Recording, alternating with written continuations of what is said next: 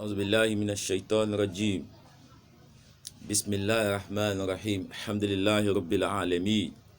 ثم الصلاة والسلام على نبي الكريم. أما بعد. السلام عليكم ورحمة الله وبركاته. ọpẹ́ ni fún Ọlọ́run ọba wa, ẹ̀yìn Ànábì wa Muhammad sallallahu alayhi wa sallam. Gbogbo wọn afa wa pátá tí kíkí tọ́ sí kọ́lọ́run bá wa kí wọn. Àwọn òbí wa tí wọ́n ṣe wá kalẹ̀, tí ó bá sí bínibíni kò lè sí tọ́nitọ́ni Ọlọ́run. Àwọn tó ń bẹ láyé bá lọ́rẹ̀ ẹ̀mí wọn, àwọn tó ti kú Ọlọ́run bá foríjì wọn, kó sì bá pàṣẹṣe wọn rẹ́. La hawla wala quwwata illa billahi aliyyil azim. Ohun tá a mọ̀ pé ara wa lákèésí sí lónìí, òun náà ni múra wa mùsùlùmí. Ǹjẹ́ àwọn ọmọ mùsùlùmí, ǹjẹ́ àwọn múra dáadáa? Ǹjẹ́ múra wa gan fi hàn pé ọmọ mùsùlùmí ni wá? Lóde òní, ọ̀pọ̀lọpọ̀ ọmọ mùsùlùmí ò kà múra kún mọ́. Ìmúra táwọn oníranú mú lónìí, púpọ̀ náà láti ń bá lọ́dọ̀ àwọn mùsùlùmí. Bí kọ́ ọmọ mùsùlùmí ọkùnrin kó gbé ṣòkòtò síbẹ̀ bẹ̀rẹ̀ ìdí, kó lóhun ságì. Káwọn ọmọ obìnrin náà wọṣọ tí ó fà yálẹ̀, tí ó fi ẹ̀yìn wọn lẹ̀. Ǹjẹ́ bọ́lọ́run bá ti fẹ́ leléyìí? Ǹjẹ́ sì gan faramọ́ eléyìí tá à ń ṣe yìí? Púpọ̀ nú wọn wà yìí, ó sì wọ lọ́tọ̀ àwọn òbí. Àti kékeré lọ́mọ ó ti mọ wọṣọ tí ò dáa tó bí òní kọ fún, tó bá wá dàgbà tán ipá wà níkà.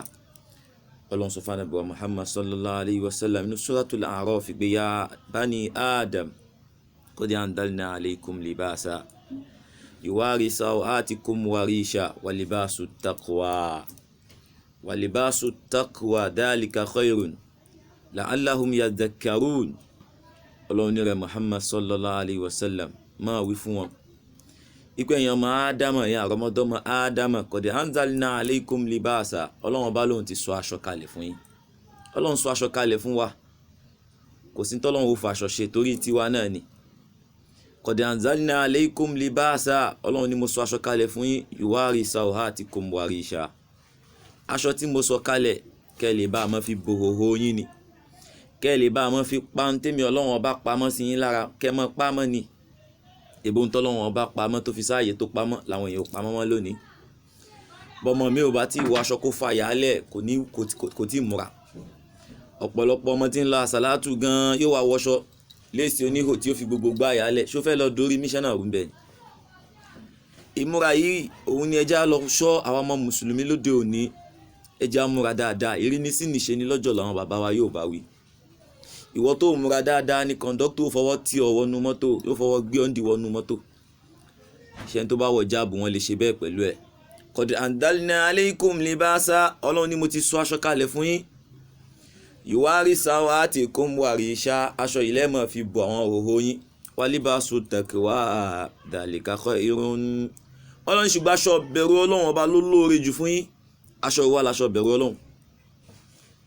Àṣé kò sáṣọ kan tí ń jáṣọ bẹ̀rù Ọlọ́run, jáṣọ tá a fi bẹ̀rù Ọlọ́run ọba wọ̀. Aṣọ tó wọ̀ tó bo òhò rẹ̀, aṣọ tó wọ̀ ó tiẹ̀ ṣe máa wá wọṣọ, ẹlòmíì ló ń wọ crazy jeans láì yá wèrè. Aṣọ tí wọ́n tó jẹ́ ọmọlúàbí wọ̀ tọ́pọ̀ orúkọ ẹ̀ crazy jeans. Crazy jeans are meant for the crazy ones. Nígbà tó yá wèrè ó ṣe máa wọ crazy jeans. Àṣé leizal jamal bí aswabin tusayyinuna innal jamala jamala al-aqli wal adab. Kì í ṣọ̀ṣọ́, kì í ṣe wà.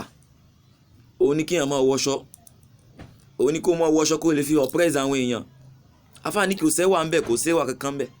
Innal jamala, ṣùgbọ́n ìta lè pèlè wà. Jamala al-aqli, òun lẹ́ni tí làákàyè ẹ̀ bá tó mọ́. Òun lọmọ tó rẹwà sí làákàrè. Wal adab, òun lọmọ tó lẹ́kọ̀ọ́. Ó lè sọ pé ó lẹ́kọ̀ọ́ kó mọ rìn òhò káàkiri. Hada wa salamu alaykum wa rahmatullahi wa barakatuhu. Hada bayanu linnas.